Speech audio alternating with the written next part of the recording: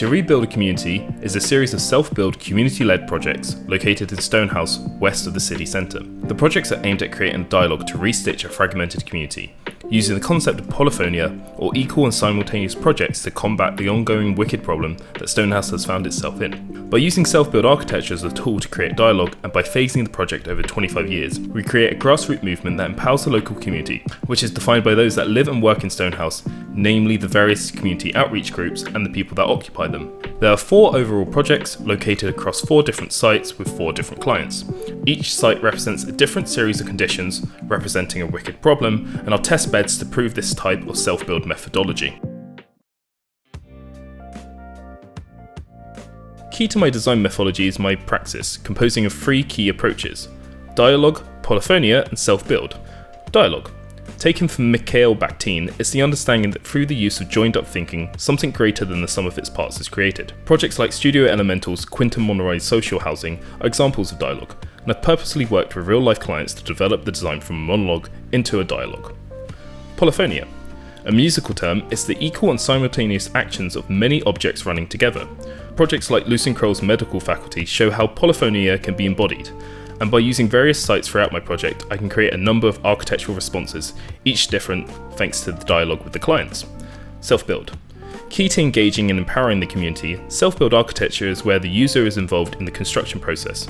Altus Way is an example of a kit of parts social housing method that was constructed in Lewisham, and I follow with a similar kit of parts peg construction method as my structural system within the project. There's a previous 2 attempts to approaching the design before I finally settled on working with 4 clients for the project. Using their jobs as a base for the programs to be proposed, I started by doing some programmatic massing, which I developed some rough floor plans with. This was my first iteration. I then had a meeting with each client and revised the floor plans, using their input in the design process. With that, I worked on massing and floor plan design at the same time, starting with the new massing, working through dialogic programs, then fixing any circulation issues before considering light into the site. I then worked on the phase approach, and that ended my second iteration of site.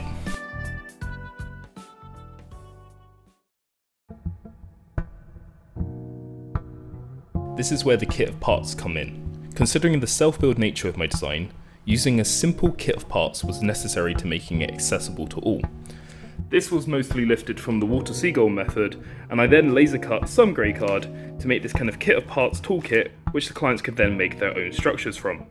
Each person was asked to make a design with a kit of parts, having no input from me. They were first given no prompt, then asked to design something that worked with a wall, then asked something that connected the buildings to each other. I took their designs and then worked with the before mentioned kit of parts to make an architectural module that would work as their site's own architectural language. Each of these modules were made with the exact same kit of parts. I then dropped the modules into the current designs, working with the clients on location.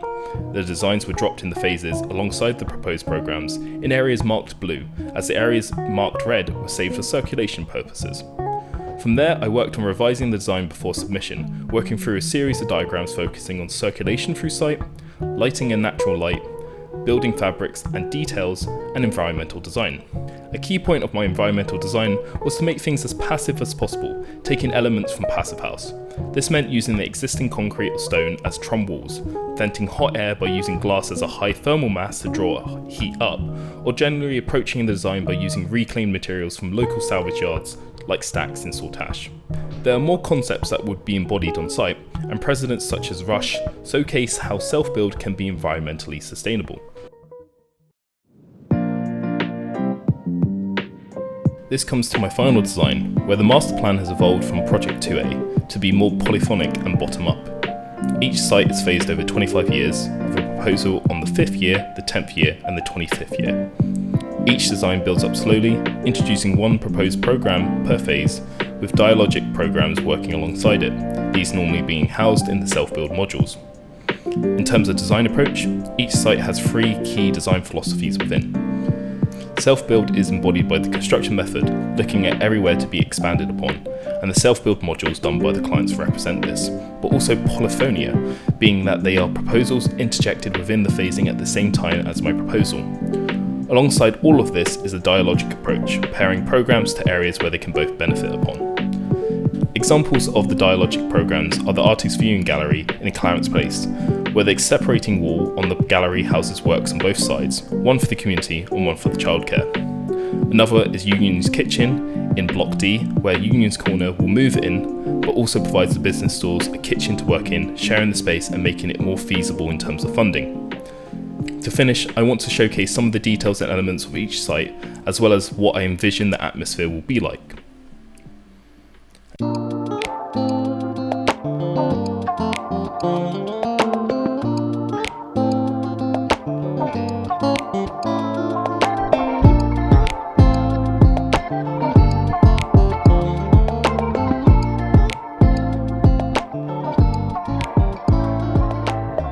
And that is the end of my project. Thank you for listening.